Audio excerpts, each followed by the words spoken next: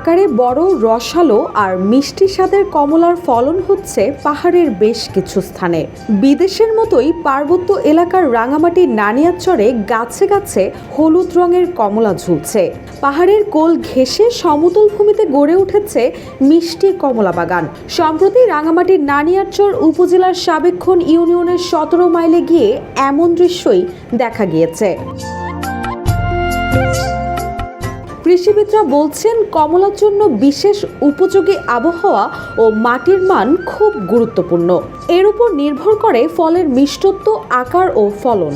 পার্বত্য চট্টগ্রামের বেশ কিছু স্থানে কমলা চাষ হচ্ছে, তবে সব এলাকার কমলা মিষ্টি ও আকারে বড় হয় না।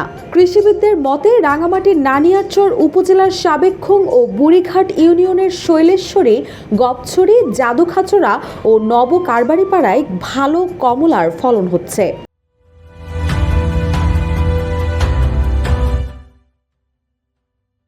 উপজেলাটির কয়েকটি গ্রামে মিষ্টি কমলা চাষ করছে। বিদেশি ফল হওয়া সত্ত্বেও এদেশের পাহাড়ের মাটিতে ফলটি খুব ভালো আকার ধারণ করেছে। নানিয়ারচরের সাবেক্ষণ ইউনিয়নের 17 মাইল এলাকায় গিয়ে দেখা যায় কমলা বাগানটি সমতল ভূমিতে করা হয়েছে। পরিবেশ ও আবহাওয়া বেশ ঠান্ডা। এমন আবহাওয়ায় কমলা চাষের উপযোগী। কমলা চাষী সুদত্ত চাকমা বলেন, তার বাগানে এবছর ভালো ফলন হয়েছে। চলতি মৌসুমে পুরো কমলা বাগানটি তিনি 4 লাখ টাকায় বিক্রি করে দিয়েছেন। তিনি আরো বলেন, বাগান থেকেই কমলা কিনে নিয়ে যাচ্ছেন ক্রেতারা। বাগানটিতে 1000-এর উপরে গাছ রয়েছে। এই বছরের বন্যায় কিছুটা ক্ষতিগ্রস্ত হলেও বেশ লাভবান তিনি। এখানে লাগাইছি প্রায় 1000-এর উপরে হবে। ফলন ভালো হয়েছে এবারে, মানে এই বছরে প্রথম বিক্রি করলাম, 4 লাখ টাকা বিক্রি করছি। এখানে জাত আছে আপনার 2টা, চাইনা কমলা একটা আর এই দার্জিলিং কমলা আছে, তবে ভালো ফলন পাইছে এবারে। নানিয়ারচরে কমলা চাষ করে সফলতার মুখ দেখেছেন অনেকেই জাম্বুরা, কলা, আম ও কাঁঠাল চাষ ছেড়ে কমলা চাষে বিনিয়োগ করছেন। তাদের ভাষ্য, কীটনাশক ও রাসায়নিক সার ব্যবহার না করেই তারা কমলা চাষ করছেন। সেজন্য নানিয়ারচরের কমলার কদরও বেশি। আকারে বড় হওয়ায় দামও পাচ্ছেন বেশ। প্রায় এখানে উদ্বুদ্ধ হচ্ছি যে, যেমন আমি এখান থেকে 50টা চারা বুকিং করে গেলাম। তো যেহেতু এটা পর্যটন এলাকা, বিভিন্ন পর্যটকরা এখানে আসতেছেন, এসে এই যে দেখতেছেন, খাচ্ছেন, তাদের মধ্যে একটা উৎসাহ উদ্দীপনা সৃষ্টি হচ্ছে যে হ্যাঁ, আমিও এরকম একটা বাগান করব, বাগান করলে আমিও এরকম গাছে ফল ধরবে এবং সারা বাংলাদেশে এরকম যদি চাষ হয় তাহলে আমাদের দেশের অর্থনীতিতে প্রভাব বিস্তার করবে।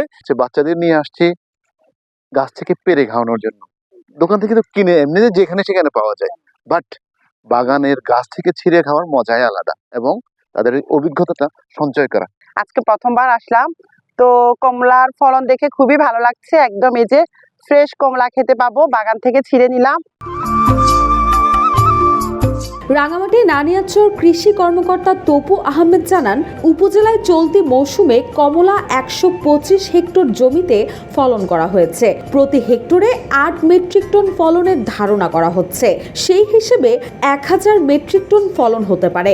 তিনি আরো বলেন, নানিয়ারচরের মাটিতে বিশেষ কিছু গুণ রয়েছে যা কমলা চাষের জন্য বিশেষ প্রয়োজন। খাগড়াছড়ি, দীঘিনলা, মাটিরাঙ্গা, মহালছড়ি, গুইমারা এবং বান্দরবানের রুমা, রোয়াংছড়ি ও থানচিতে কমলা হচ্ছে, কিন্তু ফলন আশানুরূপ নয়। তবে এসব এলাকায় কমলার ফলন বাড়ানো ও গুণগত মান উন্নত করার চেষ্টা তারা করে যাচ্ছেন।